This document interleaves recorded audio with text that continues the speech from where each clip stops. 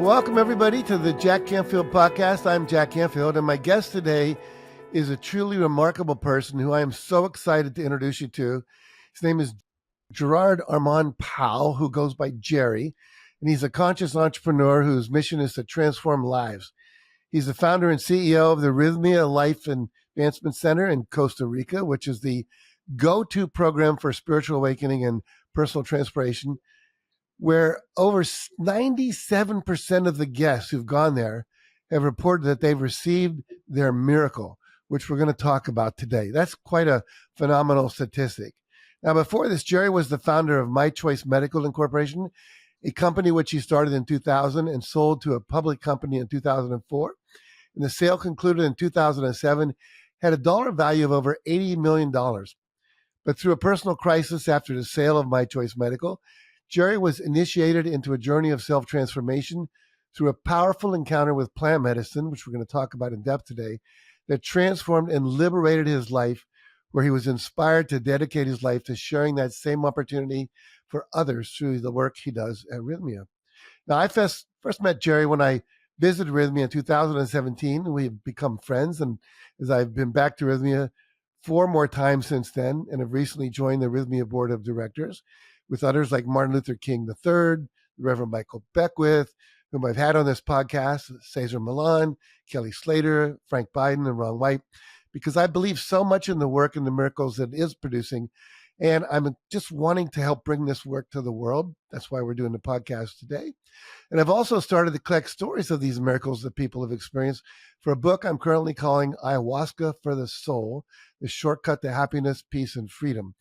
As I was saying to Gerry before we came on, I guess, air, you would call it, chicken soup and ayahuasca. Ayahuasca is a little stronger brew than chicken soup. And we'll talk about that. Anyway, welcome, Gerry. It's so nice to be here, Jack. And I'm super thrilled that you would have me, for real. Well, I'm super thrilled to have you. I've been looking forward to this for weeks. Good. Anyway, I want to read a quote you wrote. You said, "I'm not a thought leader. I'm a regular guy that had an extraordinary experience, and now I've become a cheerleader for a plant that transformed me from a broken multimillionaire, suicidal alcoholic and drug addict with a lifetime of suffering to a happy, free, and purpose-driven individual who can do anything but is addicted to nothing. My life's mission is to show others there can be a shortcut to happiness." So let's start a little bit about that backstory and kind of like where you were and what got you to where you are now with Rythmia. So the short story there is I was a terrible kid in a rougher environment, brought up in a fairly rough environment with a pretty cold father from cold people. But the big problem was me. I had everything: ADD, dyslexia, every kind of problem you could have. And I was terrible in school. I was a delinquent. I got in all kinds of trouble. I got kicked out of a couple schools. I wound up in jail, and I really had no hope. I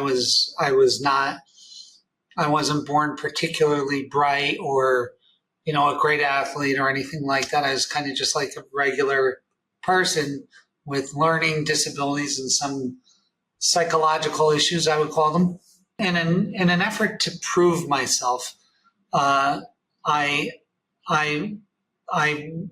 got caught doing something really bad, and it could have ruined my life. I could have went to state prison for 5 years. There was mandatory sentencing at the time, and I prayed to Jesus, and I said, if you get me out of this, I'm going to do something with my life.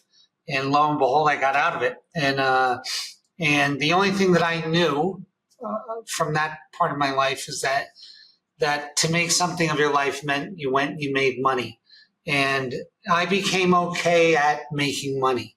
I, in an effort to honor my word to God and to prove to people, especially in my family, that I was worthy of something in life, I became a millionaire in my 20s and took a company public in my 30s and sold a company that you just talked about, Jack, in my 40s for over $80 million. And that was my story, and that's who I was. During that time, I got married. I had two great kids. I had a third one out of marriage, and my life was a wreck. When I tell you a wreck, I really mean a wreck. I was, and the funny thing, it was a wreck, and I really didn't know. I knew something was very wrong, because at that time in my life, I think I had about $60 million saved, and I was super suicidal, like super suicidal. So I had these beautiful kids. At that time I had a great wife, beautiful kids. I had all that money. I had planes and cars and everything you could think of, and I was super suicidal. And during that time too, I was a drug addict, an injectable drug addict. I was a full-blown alcoholic, and I was a massive cheater. I was a horrible husband, and my life was just done. And it got so bad that my wife packed it in and said, "That's it." And that was my wake-up call. It was my divorce really started this healing journey, and I went to Passages in Malibu, and I stayed in.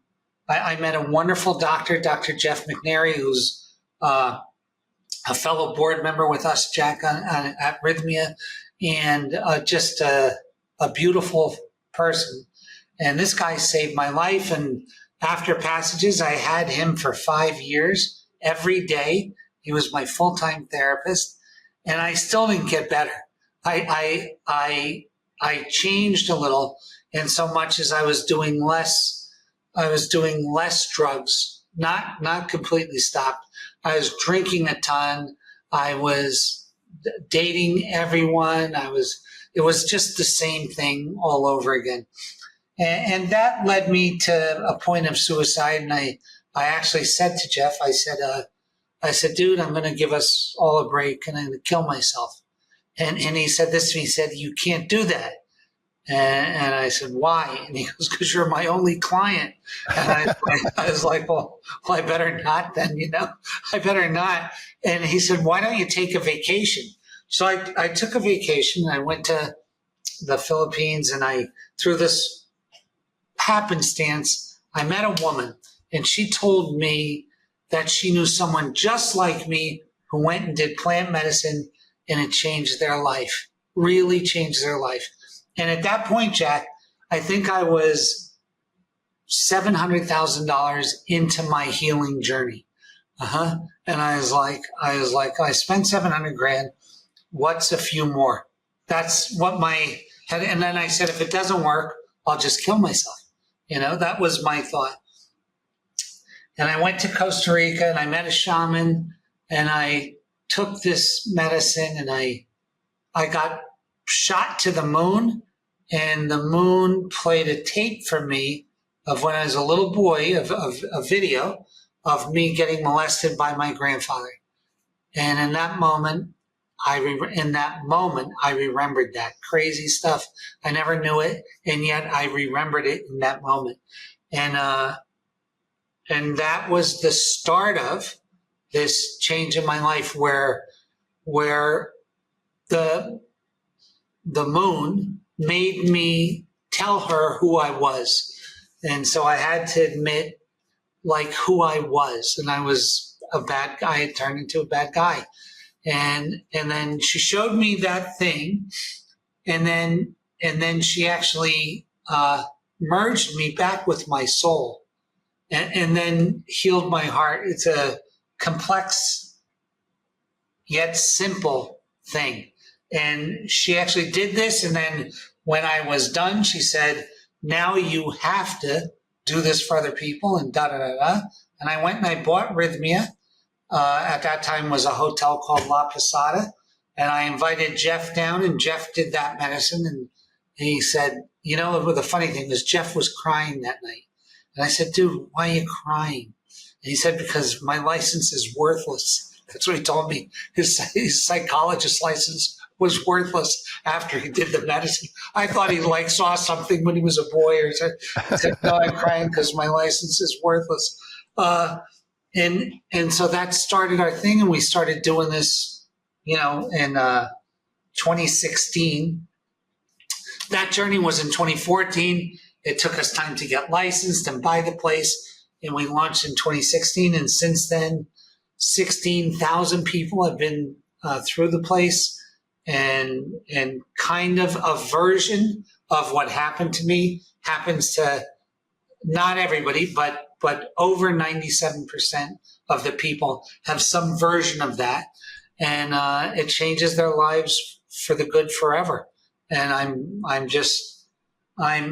humbled to be in this thing. I'm humbled to be alive. Number one, I should be dead. I'm humbled to be in this thing. I'm humbled to know people like you, Jack. I never would have met a guy like you or Michael Beckwith or Martin Luther King or any of these people in my past life. I only knew strippers and drug dealers is the extent of who I knew. So I'm just, for me, this looks like a crazy movie, and it's just a strange thing. It's a strange thing. It's a strange environment. Yeah. Talk about this idea. You got merged back with your soul. You talk about the problem we all have is there's a split that we experience as a child. Can you speak to that for a moment? Yeah. So what she showed me is that all of us, between the time we're conceived and about 6 years old, have an event that happens in our life. It can happen in the womb. It can happen outside the womb. But because of fear, makes us split. So our wholeness, we get schismed from our soul. So this little shift happens. And then this part of us becomes the doctor, the lawyer, the Indian chief, the janitor, the high school star, the whatever, this part of us. And yet this whole time we yearn to put this thing back together. So as we're developing this character, the character may need alcohol endlessly or accolades or academics or scholarships or whatever it needs, diplomas, money, sex, whatever, to fill this hole that feels like it can't be filled because it's not really a hole, it's a break. And that break, when it's when you realize, when you admit who you become, the medicine, who I believe is God, and I don't know your opinion on that, Jack, but some form of God, when you admit who you are, she puts it back to, as soon as you admit that, she puts it back together. And for most people, it looks like a welcoming of themselves as a child back into them. That's usually the visual in the experience of what it looks like. And from that point, she actually, the next thing that happens, because when you broke this, you broke your own heart. And then you keep repeating that break of your heart. So when she heals your soul, the next thing she does is she comes in and repairs your heart. So by the time that you're done this thing, you're like, I mean, I remember that next day, and I really felt, and I watch every week here, people experience this feeling of I'm alive for the first day that I remember in my life, that I'm alive. That next day after this happens, and it happens all the time where these people are just like, they're alive again. They're back from the dead. Yeah. Yeah. You can see the light coming out of their eyes.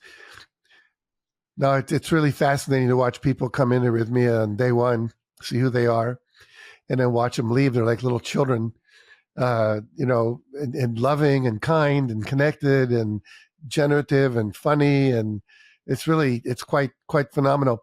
So let's talk about that a little bit. So the Rythmia experience, it includes a lot of things. It includes breath work and colonics and massages and yoga and meditation and these ceremonies at night with the medicine.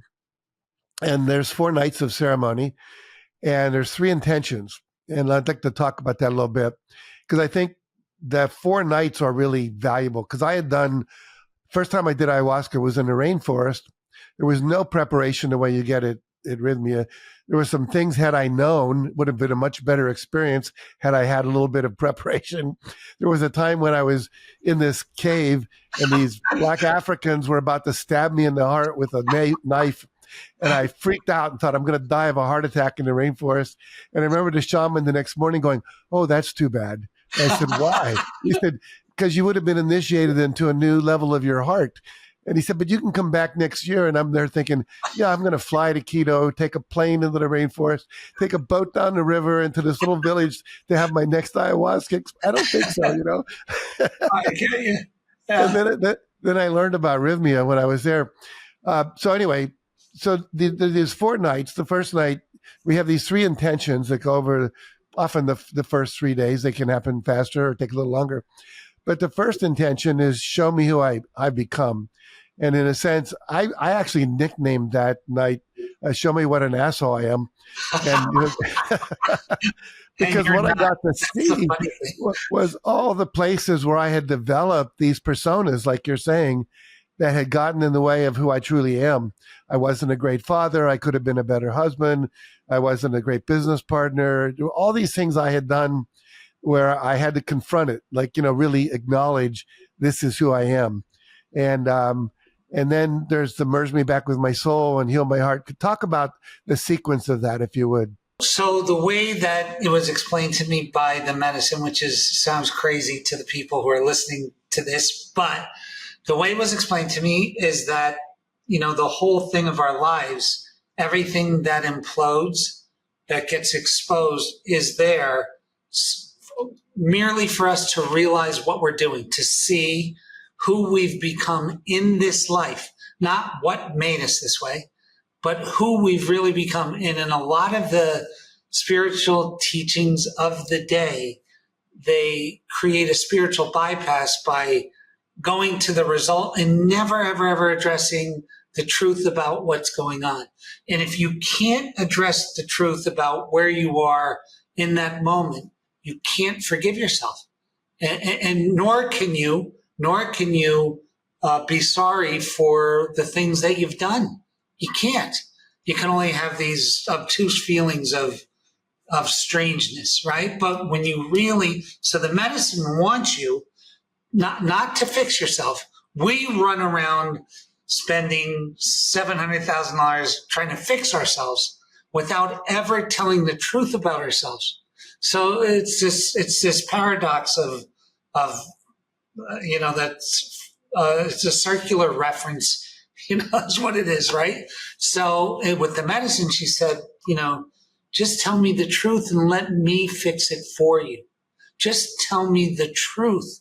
And that's the God particle. That's the piece that all of us, Jack, that were brought up in tougher times, that we really believe that everything has to be worked for. Oh, if I don't kill myself, I'm not going to get this thing, and da da da da. And in earth terms, that's true, but in celestial terms, it's not. And this is where what Catholics would deem as faith, Christians would deem as faith, that it's in believing that she's going to fix me simply from me telling her the truth about who I have become. And yet that's how it happens all the time. And so she said these things have to happen in sequence and not in parallel. So she never heals a heart before your admission. You never have a soul merger before you tell the truth about who you are. It's all the, how quickly, this is the secret to Rythmia. When people talk about surrender, what we're really talking about is blowing up our own spot in common day parlance. Like, this is, we got to tell the truth of our dirt. We got to say, this is who I am. What's exciting about that for me is it's not like I have to sit down and tell the truth. It's like the medicine shows me the truth. In other words, all of a sudden, all these images come up of where I wasn't a great father, where I wasn't a great husband, where I wasn't a good partner, where I was like, you know, faking it, you know, whatever. And, over pretending I wasn't afraid when I really was, and so forth and so on, and how that got in the way.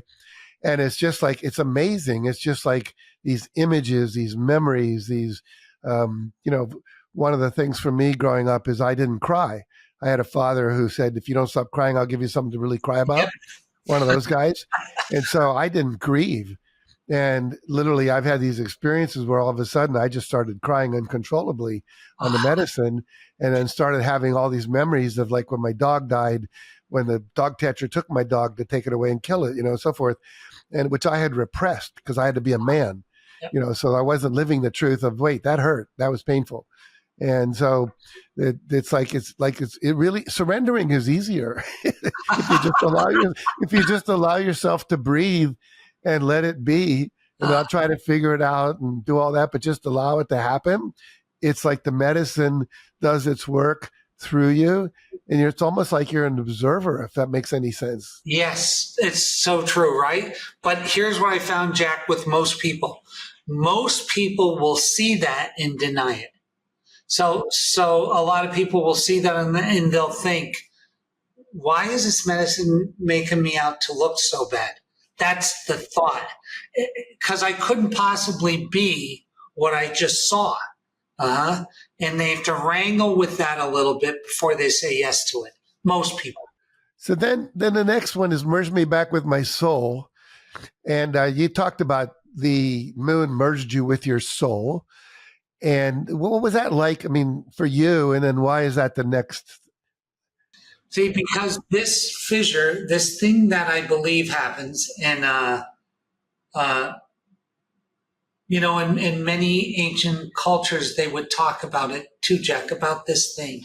But this thing that I believe happens, and I believe we're designed to have it happen, so that when you put it back together, it's the quest for putting it back together that makes this coming back together so sweet. That's it's like the key or in the Temple of Doom, all of these images of the end of the hero's journey, the dessert at the end of the meal. I finally got a bite of this. Happens, in my opinion, from this original break. And then the quest is putting this thing back together. And how do we do it? We do it by repeating the hurt that happened until it's unbearable. And then we, if we're lucky, get led to the medicine or have some other type of huge spiritual experience that merges us back. And then we can taste the sweetness of that. It was interesting because I remember lying on my mattress in the Maloka, and I just experienced, like, I don't feel like I'm merged back with my soul yet. Like what's going on here? And so I'm talking to my soul. I'm saying, what the heck? We're supposed to merge, and we're not merged. I can feel it. And this conversation, Gerry, was happening like, when you send texts and there's a little bubble of then my bubble of what I responded, and then a bubble comes back. Yeah. So this whole thing's occurring visually like a text. And I said to my soul, I don't feel like we're merged yet.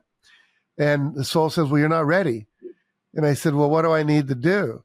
He said, well, you got to get ready. And I said, well, what haven't I done? He says, you're still too attached. I said, what am I attached to? He says, your house. And I said, and I always tell people I have very few attachments, but I really love my house.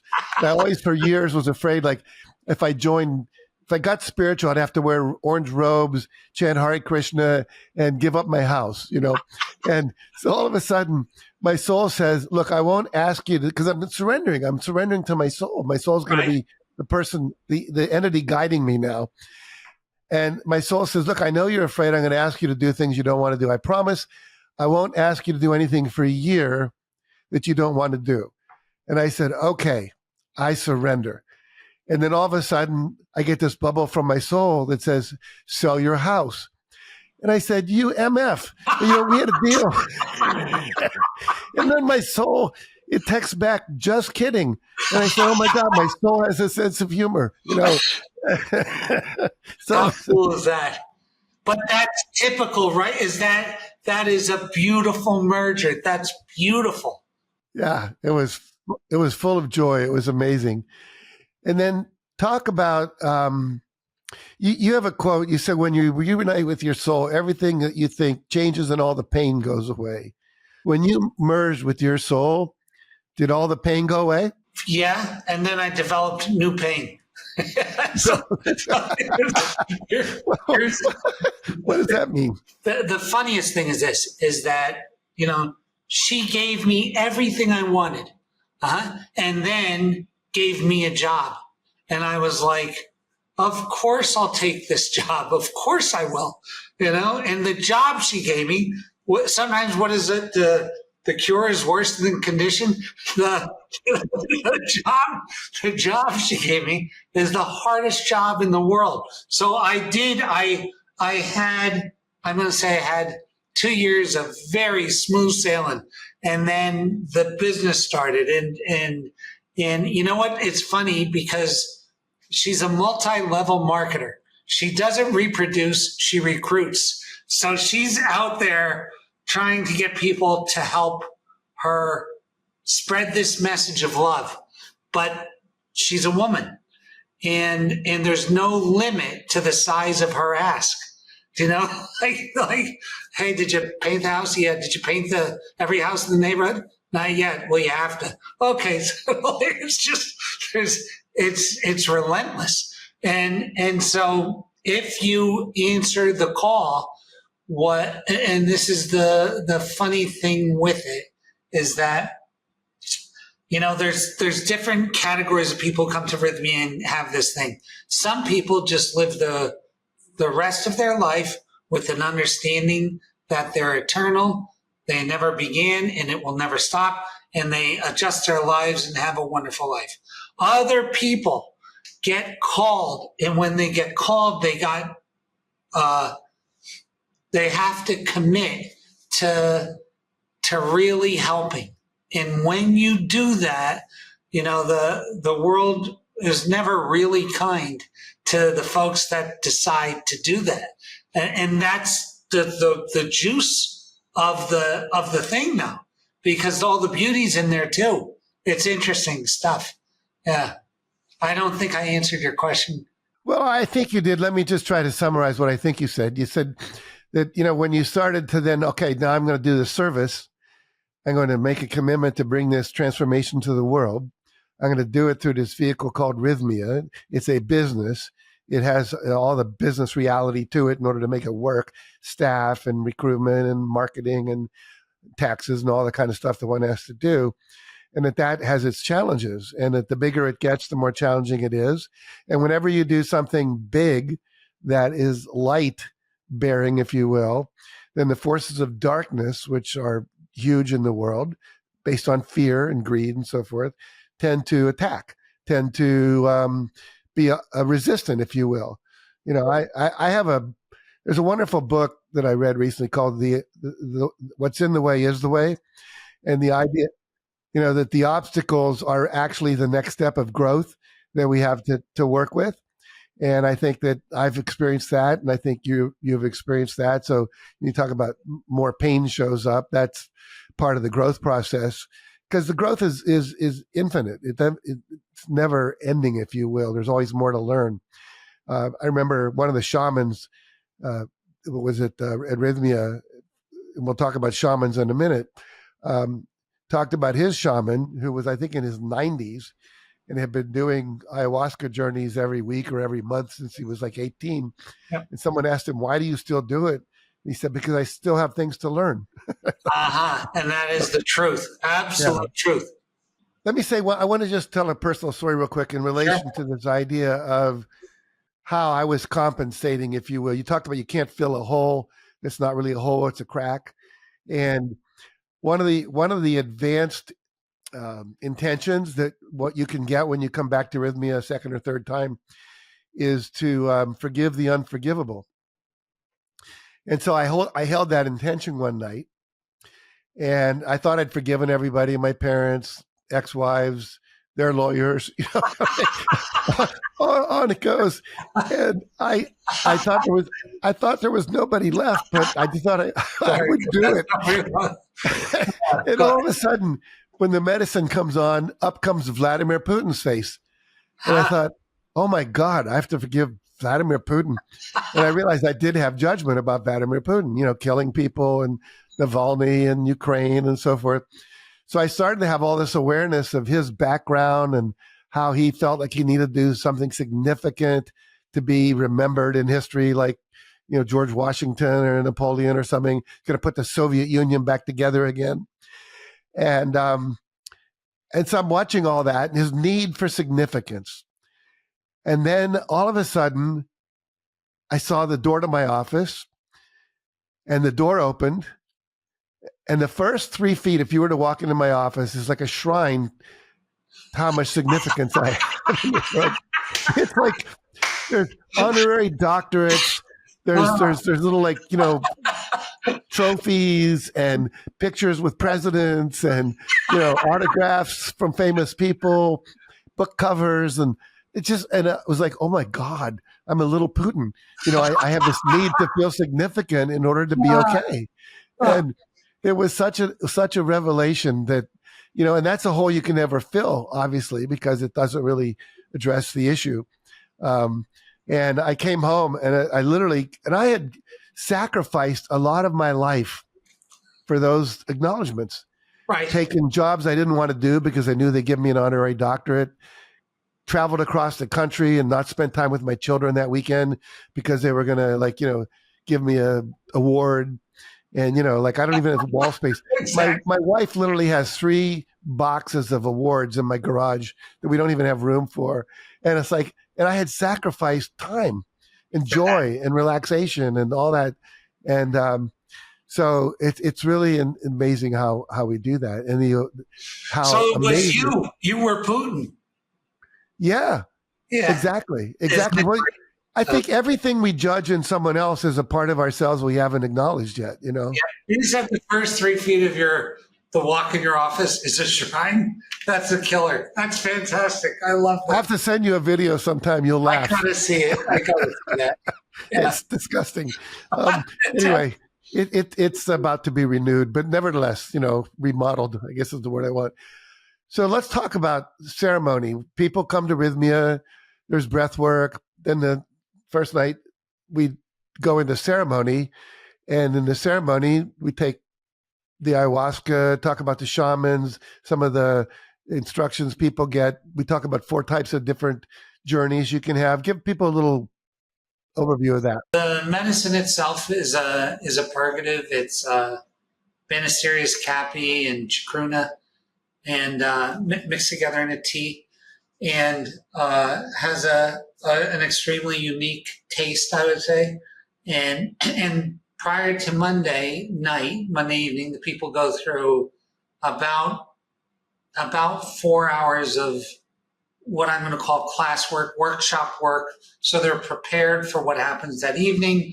They're explained, that there are 4 types of journeys, and then they get into detail of what those journeys are, or what those types are.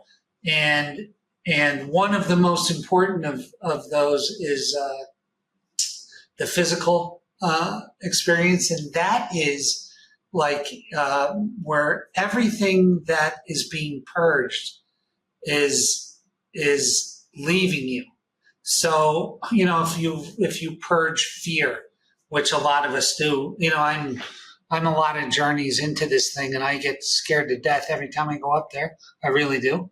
And then during that ceremony, I have a lot of fear, and that fear is leaving me. So in life, what's coming is coming.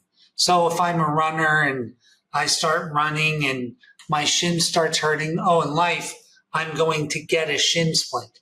But if I'm in the medicine and my elbow starts hurting, that's leaving, not coming. The medicine acts like an old-timey doctor. And I don't know if you remember the Westerns where the guy would get shot and he'd go to the doctor and they'd give him something to bite on and a shot of whiskey, and they'd pull the bullet from him and they'd drop it in a tin cup and they'd show it to him. That's what the medicine's doing to you. It is actually taking your crap and showing it to you and then pulling it from you. And she does that in a lot of different physical ways. that one of them, the two ones that most people worry about is, diarrhea and throwing up. But there are all kinds of purges. There's sweating, shaking, sneezing, yawning, laughing, crying, pain are all purges, right? Especially sweating and shaking. A lot of people, sweat and shake a fair bit on the medicine. But when it's pulled from you, the feeling of lightness is, I would say I've never experienced in my waking life a feeling that mimics that feeling after I purge on the medicine, whether that's throwing up or diarrhea or a pain and pain release. I've never, in my waking life, I've never felt anything like that. The freedom, and then the realization comes to you of, geez, I wonder how long I've had that, which I just let go. And usually it's from the beginning. We've had this stuff a long time, Yeah. So that's one of the experiences, and people are told to prepare for it so that when something starts to hurt, or you get afraid, or you feel some pain, that is being healed from you and taken from you, and it makes the experience much, much better. Yeah, the last time I was there, my right arm started to shake. Just shook it. I swear it must have shook uncontrollably for 30 minutes. And I had no awareness of what it was, just shaking. So I just allowed it. And then all of a sudden, I had this feeling of I was shaking off all these people that were asking stuff from me, where I needed to say no, like just get rid of it, That was about a half hour. And then another half hour was shaking off all the resistance to reaching out and asking for help. Because I was one of those guys. I'm just having this awareness now. When I went away to college, my dad, who didn't have a lot of money and had a lot of kids, said to me, if you need a helping hand, look at the end of your own arm, because there'll be nothing coming from us. And I just thought of that now as I thought about that. So here I was, like I never reached out for help because I had to do it myself.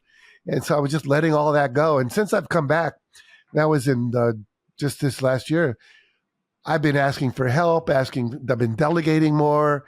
So it's funny how all that just shows up out of the experiences. It does. And just like what happened to you, Jack, right then, where, the funny thing is you come here once, and for the next few years, you'll stumble across something and it will harken back to something that happened and make sense of something that occurred here that really didn't complete yet. But that keeps going on. And even today in our talk, I sometimes I get so caught up in the business of this. And when I say the business, I mean the political, legal structure, the making payroll, the hiring and firing, all of that junk. Sometimes I get very far away from what she originally told me to do. And I have to be constantly reminded. And today you reminded me that this whole thing is simply about listening and paying homage to that merged soul. And if we stay on that, if we just stick with that, we're fine. And when we come off that, we're not. It's crazy. I want to talk about for a moment something that it happened. You talk about 97% of people have a miracle, and I know for myself, for my wife, for people I know personally that I've invited to come, and we've all had those. And I want to share one for me and ask you to share some that you've seen, so people can get a broad sense of the kind of things that happen for people. But one of the things that often happens, we're talking about the body, are healings and what we call surgeries. And one of the ways they often show up is entities appear, minions, which I was just shocked when I heard about the minions. And then, because they're these little characters you see in the cartoons, and then all of a sudden I'm lying on my back, and I had lower back pain for a long time in my life. I had a ruptured disc, and one night, like, have you ever seen these World War II movies where like 1,000 parachutes are coming out of the sky, you know, from the airplanes on D-Day, and like 1,000 minions are parachuting down out of the sky into Maloka onto my back, going into my back and doing all this healing work. And then my back didn't hurt anymore, which was quite amazing. But the last time I was there was post-COVID, and I had this kind of post-COVID breathing issue. You know, I'd walk fast for a long time, and then all of a sudden I could hardly breathe. And this one night, and this is hard to believe, that these praying mantises show up, and people watching this are going, "These guys are nuts." No, we're not. I just thought that. Go ahead, but I agree. This really happens. This giant praying mantis lands on my chest out of nowhere and says, "Open your mouth." And so literally I'm lying there and I go, and then it says, "Wider." And I'm thinking, okay. So if you were walking by, you'd see this guy lying on a mattress with their mouth wide open for about 20 minutes. And he sticks his head down into my left lung, and he starts sucking up all this powder, coming out, spitting it out, going back in there, sucking it out, spitting it out, and then going over to my right lung, doing the same thing, about 10 minutes on each lung. Then he goes back into my left lung, and he's spraying some kind of liquid, like some kind of healing balm on there, and in my right lung. And then the next day I'm walking and I'm not out of breath. And it was amazing. Now, the next night I'm lying there, and this same praying mantis lands on my chest, says, "Open your mouth." And I said, "I thought we were done." He said, "Open your mouth." You know, like quit screwing around. Trust me. So I open my mouth. He reaches down into my left lung, bites off a little polyp about the size of a pea, comes out, spits it out, and then says, "Now we're done," and flies away. That's the weirdest thing on the world in terms of your logical mind.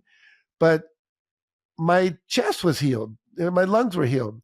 It's truly, truly amazing what happens. And I know that there have been people that have been healed from scoliosis and all kinds of things like that. In addition to the physical healings, and maybe you have other examples, what are some of the kinds of miracles you've heard reported that people have had? The ones that I find, well, Jack, on my honor here, a woman had a visible tumor on the top of her breast right here, visible, and went into ceremony. And I saw her again on day 3, so 2 nights of ceremony, and it was just gone, not there, not sticking out, not there. So we've seen real, absolute, the kind of stuff that Big Pharma would shut you down for. Like and that happens every single week. Every week there's someone that had something that no longer has it. And usually, you know, like about 70% of the people have sacred surgery. So there's something either preventative or something going on the surgery side.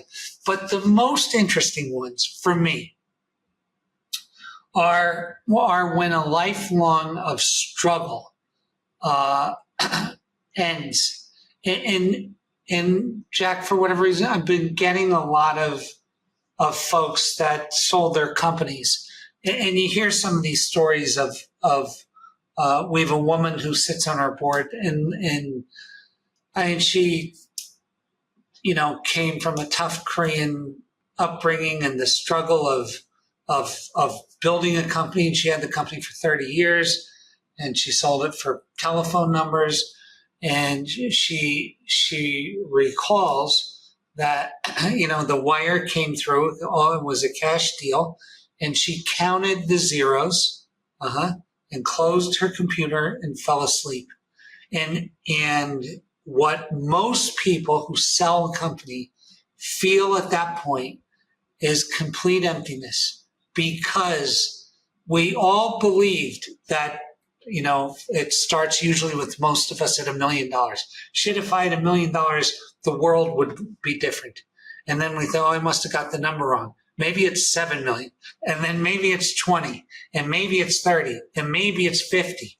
And they finally get this number, and it does nothing. As a matter of fact, it's worse. Now, when I get those people, and the look in their eye that in some way they've been sold a bill of goods by society or the game that we're playing, that when the reward comes, you're finally going to be worthy. And the fact that it never happens that way. And when I see these people get it, this subgroup, people that had a capital event and then feel all alone, and then they get it, they're like kids. They're running around like kids. And I see those miracles every week, where a lifetime of chasing a rabbit on a stick and exhausting every effort to chase this rabbit, and finally through some stroke of luck you got the mechanical rabbit and it's hollow. There's nothing in it. I love these people. And then when they get it and they get that what they went through and the reasoning behind it, and then that the real joy of most of these people haven't lived a day of peace in their whole life. They're usually from families that weren't peaceful, and they lived a life of trauma, of self-imposed, a race that wasn't even there, a war that they concocted. And to see them walk out of their little casita and look at a tree and start to cry, then I go, oh man, this shit works, This stuff works, dude, and those are some of the greatest ones. Now, it doesn't have to be business. It just has to be life. When you see that person that lived a whole life under the assumption that life was exactly what they knew, and to throw that whole assumption out, to realize they got it wrong, and to start over. And the most beautiful thing the medicine said to me is, and this is the truth, when I got it, because I'm a selfish person, I said to her, I was crying, almost cried right then. I was like, but I wasted my whole life, is what I said to her. I said, I wasted my whole life. And she said, in this moment, all of the time you wasted has been given back to you. And I didn't get it, Jack, but it was. Like, there was no want for, I would like to go back to 1963 and get a restart. There was no, I actually felt like I didn't miss a thing. And that, when you get that thing, and by the way, that's when she starts to recruit. She gets you at your high point. She goes, hey, do you want to help out? It's a terrible thing, Jack. It's a terrible system they have. But it's the truth.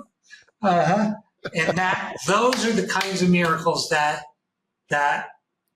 and maybe I'm partial to middle-aged and older people right now, because I'm watching them. And, the New York Times did a story about us getting so many people who are older than 60. And Jack, when we were kids, right? If you were 60, it was over.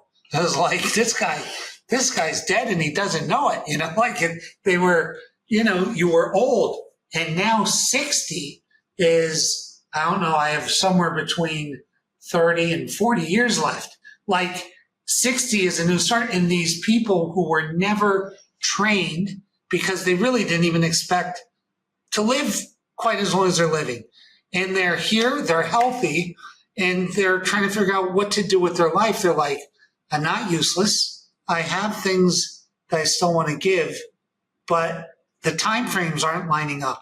And when I see them go through this thing and realize what a gift every bit of the whole thing was, I look at these guys that are my age and these women that are my age and older, and when they get it, they go like this to me. I got it. Like, they get it. And from that point, there's the big ones for me. They're the big ones for me. They're the ones I love to see. Yeah. I'm 79. I'll be 80 soon. And No. so, I had set a goal many years ago to live to be 105. We'll see what happens. So that gives me a quarter of a century left if I pull it off right. I And, love given that I have less stress in my body because of the ayahuasca and meditation and all the other things I do, eating well and so forth, and consciousness and continuing. And I come to Rythmia twice a year. And so, it's 8 journeys a year to keep growing. Never any lack of awareness. It just keeps coming. It's quite I love that. astounding. Yeah. And you're lucky too. You have a wife who goes lockstep with you into this stuff and loves it. What a great gift, Jack, that is too. Yeah. No, Inga's amazing. And by the way, she said to say hi to you this morning. Make sure you tell her that I said hi. I love seeing her. She is a trooper. She's a trooper. She is so pretty much more than anyone I know. She's quite extraordinary that way. Beautiful soul. I guess I kind of think we're winding down a little bit here, but anything you would like to talk about that I haven't asked you a question about? I would. There's one thing that's always with me, because when this intervened in my life, or I found it, however you look at that, I had such a horrible opinion of who I was as a person, such a dirty, horrible, disgusting view of who I was. What I can tell you is this: if anybody's in that position, if anybody who somehow gets to look at this thing is in that position, I just want you to know that there's hope, and it's actually more than hope. There's, and I don't like the word, but the closest thing is redemption is a real thing. All of these conceptions of ourself that make us feel horrible, no matter how bad it was and what you did, that you're one thought away from a brand new start, from a completely different life. And look, it happened to me. I think I was 51 when that happened to me. Not that it's been a perfect not that it's been a beautiful, perfect thing, but that day changed my life and got me to start looking at myself in a new way. And when I looked at myself in a new way, my actions started to change in that direction. But my thing to you is that the medicine or God, or however you look at that, doesn't give a shit about your past. It only cares about what you're becoming. And that is it. So there's not only hope, but it doesn't matter if you're, 7 or 90, that there's this thing within us to renew. And there's this God of change that we have access to. And I just wanted to bring that up for people. No, I think that's so true. Many of the people I've met when I was there, we're coming from places like that, addiction and pain and all kinds of, tragic events in their life that led to depression and anxiety. And then seeing them, at the end of the week, just be beyond that, and realize that they have so much beauty inside them, so much to give, so much joy to experience, and that it's always available to us. It's kind of like you were talking about the people that are chasing the rabbit and that race you're running that we all bought into it somehow. It's almost, I had the same image as you were talking about that you're 6 years old, someone hands you a number and says, oh, there's this marathon, you got to run.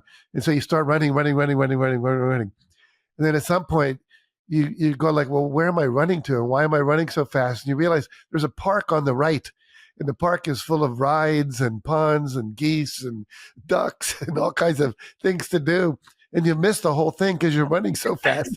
You don't know why, to where, It's like, I think that, all the things we want are always available to us, relationships and joy and inner peace and creativity and all the things that emerge that I see happening from people.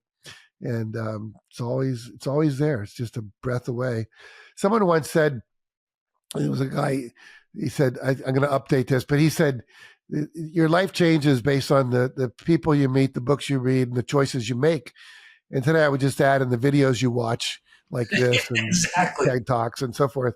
But basically, if you're watching this, I really want to encourage people to realize you have a choice. And the reason I asked Gerry to be on this podcast and the reason I'm on the board of Rythmia is I believe this is literally probably the most advanced personal development work on the planet. And, I've taken pretty much everything you can ever believe that's possible to get certified in. And, I'll share this with you, Gerry. I had a past life experience where this guy, he reads your past life and then he basically can take you there. So he said, would you like to have a past life reading? I said, sure. He says, so lie down and I'm going to clap my hand. And when I do that, you're going to be in a past life and you tell me what's happening. So he claps his hand and all of a sudden, and I got my eyes closed and I'm wearing this tweed jacket and I realize I'm a doctor. It's like 1890s, 1900s, Europe. And I've got this woman in front of me who is absolutely, I can't figure out what's wrong with her. And I am distraught as this doctor that I cannot solve her problem. And I made a decision in that moment that I will never be in this situation again. So I'm going to learn every technique, every methodology, whether it's herbology, Western medicine, whatever it might be, so I can be ready. And in this life, I've read over 3,000 books. I literally, I had to add that up for my divorce, how many books we had. And so what happens is this guy says, he's the past life guy. He goes, can I suggest another alternative? I said, what's that? He said, what if you trusted your intuition to always know what the right thing is? You wouldn't need to read all those books. And I went, oh my God, that's so true.